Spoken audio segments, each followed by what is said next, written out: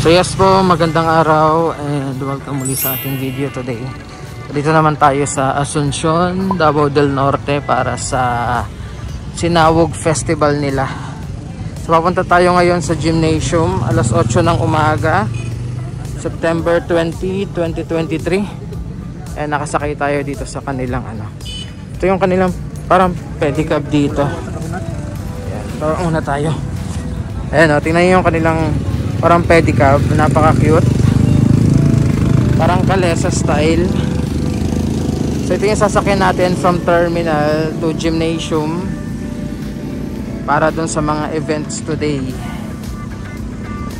Ayan. So this is 24th Sinawog Festival dito sa Asuncion, Davao del Norte.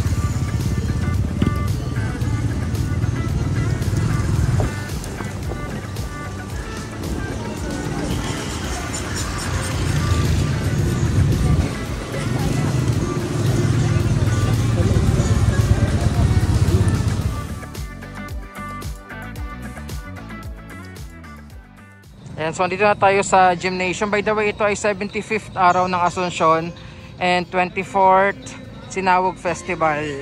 So isa sa magpe-perform dito, yun talagang napaka-energetic po na nag-perform din sa Kadayawan Festival last August, no? Isang school dito sa Asuncion, Davao del Norte. So andyan sila, nagre-ready na. Isa yan sa aabangan natin dito. So may ongoing program ngayon doon sa loob ng gymnasium. At mamaya nga ayan, panoorin natin yung performance itong mga estudyante.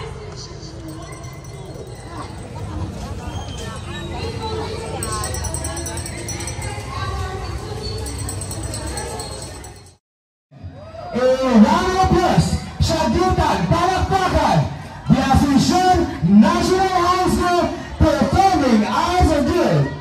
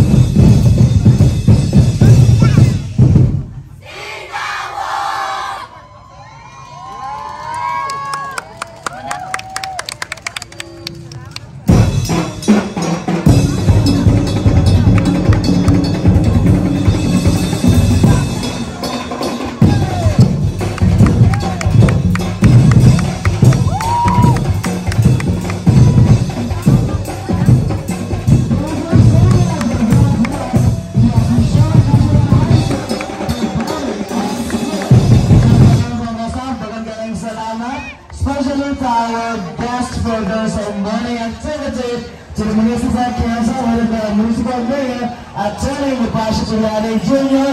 o sa katawan sa Asuncion, dagang dalang sa nabat o malutayang pagsayalog sa 75th araw ng Asuncion and to welcome to the World Festival.